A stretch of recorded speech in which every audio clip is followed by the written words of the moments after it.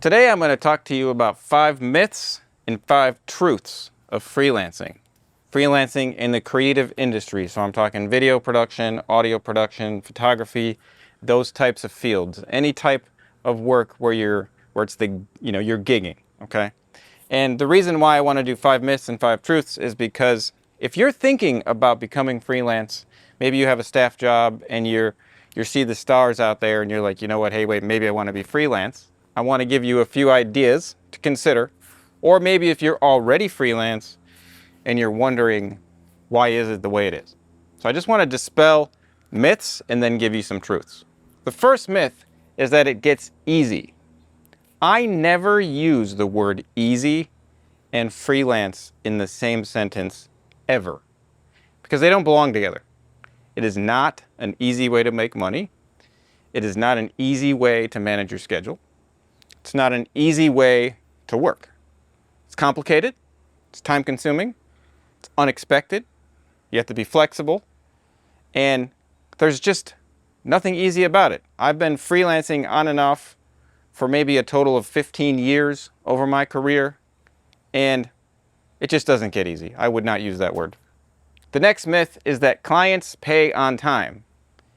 Sometimes clients pay on time. Sometimes clients pay early. Sometimes clients pay late. I have clients that will literally pay me the same day I send my invoice, and then clients that will pay me 60 days after I send my invoice. It doesn't happen in any systematic fashion. Just because you put 30 days on the invoice doesn't mean the client's going to pay in 30 days. Again, they could pay early, they could pay late. And it doesn't make it wrong, okay? Especially with corporate clients. Corporate clients are normally 60 days at the fastest. So what I like to say is that cash flow is king in freelancing.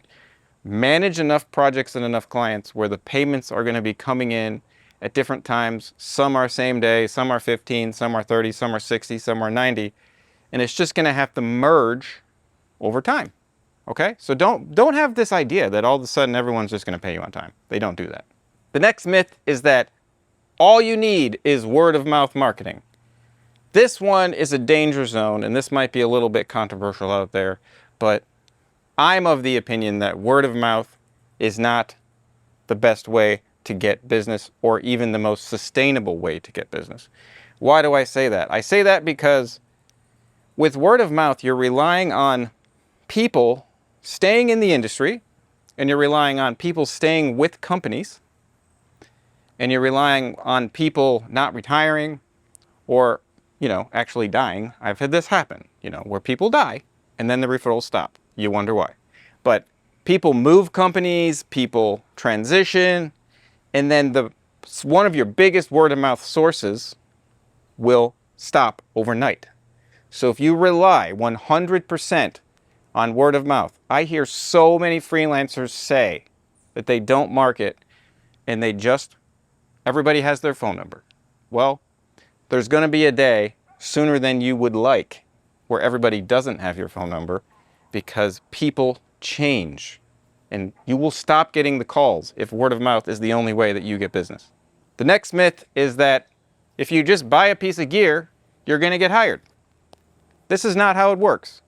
You don't just get to go buy an expensive microphone or an expensive camera and then all of a sudden tell the universe, and boom, you get hired because you have the expensive microphone or the expensive camera. That is not the way it works, okay? Normally, a successful freelance career is built around doing the work and then buying the gear to support the work that you have. So you have a client that's hiring you to do something, and they're actively engaging with you on a referral basis, and you're working with them, and then all of a sudden you might need to get another mic to continue working with them, or you might need to upgrade your camera to meet the specifications of a project. That's usually how gear acquisition happens in a healthy, sustainable way. It doesn't happen where you just buy the expensive stuff and then the jobs come in. The next myth is that referrals always come above the line. On a production set, we have above the line and we have below the line. So above the line are producers, directors, creative types in the office, the executives. Below the line is, camera operators, audio operators, gaffers, grips. So you have a split, okay? So there is a myth that the referrals are going to come above the line, that you're only going to get referrals from the people that are in charge of you. I've learned quite the opposite to be true, in the sense that referrals can come way below the line.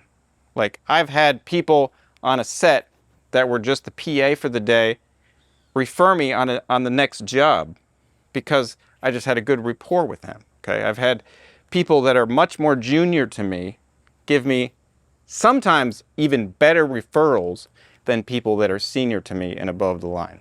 So you got to watch out for that one, and you got to expect referrals and networking to come all along the range. Now we're going to get into some truths. So these are things that you can take to the bank that are true about freelancing. The first one is that your best days are under your control. It is true. Your best days are not under someone else's control.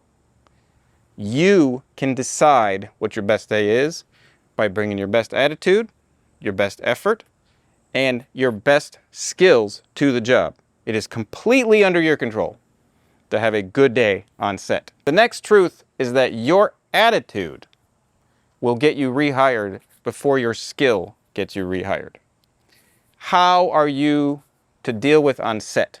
Are you pleasant, professional, polite, nice to deal with, on time, and generally a good person to be around? Plays more into you getting rehired than anything to do with your skill. You can be the best at the position you were hired for and be a jerk, and you will never get called back. You can be learning and growing as a professional in the job and maybe not hit every mark. But if your attitude is good, you're going to get hired back. The next truth in freelancing is that you are going to have to pivot. The goalposts will move, okay? What you're aiming at is going to move over the course of your career.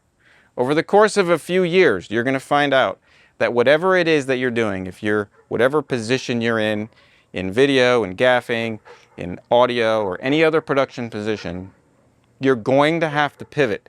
You're going to have to follow the trends, and you're going to have to pay attention to what's happening in the industry, and you're going to have to pivot your approach, pivot your market, pivot your offerings. Just be on the lookout, because it will happen, and the people that are not willing to pivot and change are the people that will stop getting hired. The next truth of freelancing is that people are going to look you up. If you feel like you can be invisible in this industry, I have bad news for you. You can't be invisible. So when someone comes across your name, they are going to look you up. They're going to put the pieces of the puzzle together, or at least try to put the pieces of the puzzle together, of who you are and what you have to offer. They're going to find an Instagram profile if they can. They're going to find a LinkedIn profile, a website, a YouTube page. They're going to find something that demonstrates who you are. And if that online presence doesn't match up, it's going to be trouble. So do not sleep on the online presence. It's a lot more important than you think. The last truth here that I'm going to talk about is that it's always going to be hard. That's related to the first myth I talked about, that it's not going to be easy, but it's always going to be hard. There's not really a time when it becomes easy. There's no easy button. There's no cruise control. You're always going to be looking for new jobs and new opportunities. Things are going to come up. Things are going to go down. Slow months are going to happen. Busy months are going to happen. It's a type of work that requires extreme flexibility. And if you're not up for the extreme flexibility, then I would strongly consider that you should get a staff job and maybe not be freelance, because it's a really hard thing to do. I hope you found these tips helpful. Again, if you have anything else that you want to talk about, go ahead and put it in the comments. If you have things that you've learned, are truths or myths in freelancing, put it in the comments below, and let's start a conversation. I'll catch you in the next one.